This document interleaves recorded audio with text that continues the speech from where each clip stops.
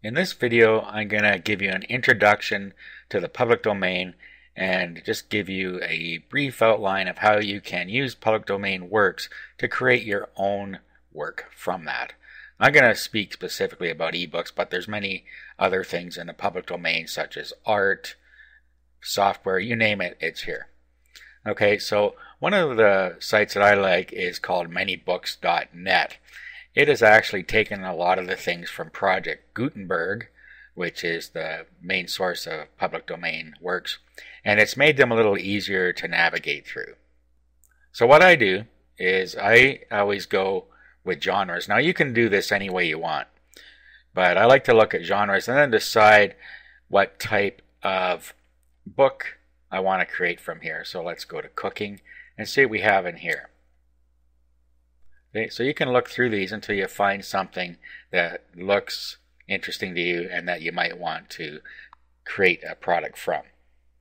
Okay, so let's say we were going to create a vegetarian cookbook. So you go into the product here and you get some information here. Up top you have the original author, the date it was published, language it's published. You see how long it is here. This is a number of words, a number of pages, location. Of course, the genre we already know, how many times it's been downloaded, when it was added to this site, and the ManyBooks.net number, and the source, Gutenberg.org. And then down here we have some excerpts. So it just shows you some of what's in here. Now what you want to do is you're going to want to download it. Now there's a lot of different formats that you can download it in here. And it depends what you're going to use to edit it. I don't suggest you bring it down in PDF because PDF is really a readable format, not a writable format. You're usually pretty safe with RTF, which is rich text format. It will open in any word processor.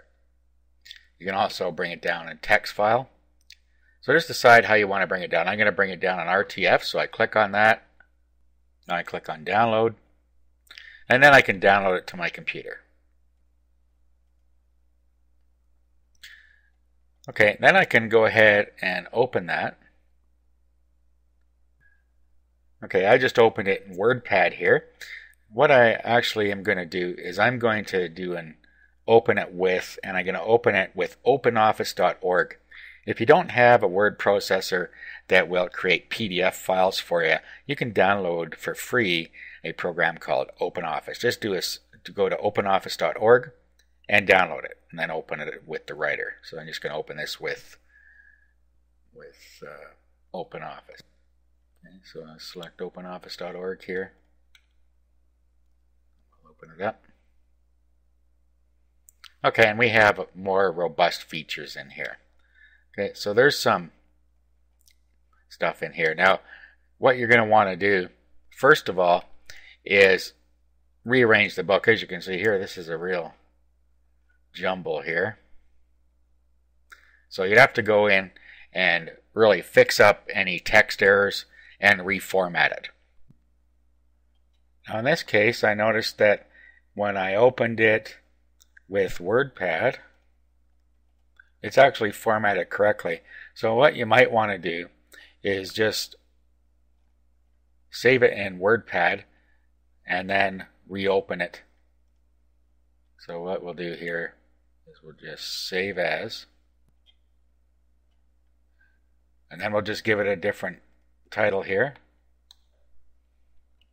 So let's call it Cookbook.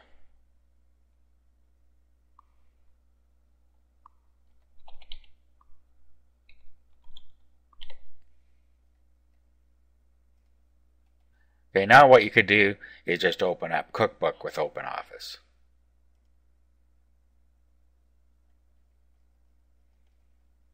Okay, and as you can see, it has straightened out the formatting for us.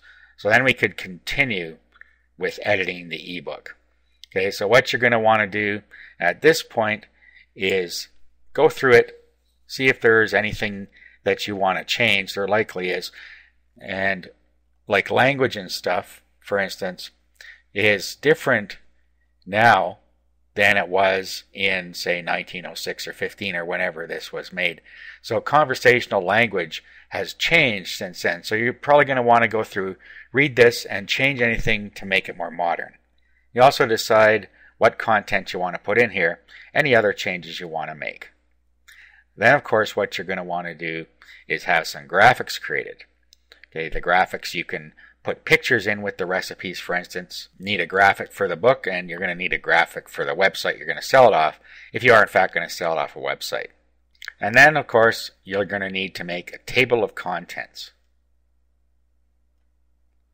And once you've done that, what you're going to want to do is export it as a PDF file. So you do File, do Export as PDF, and then when you click Export, you'll have a PDF ready to sell.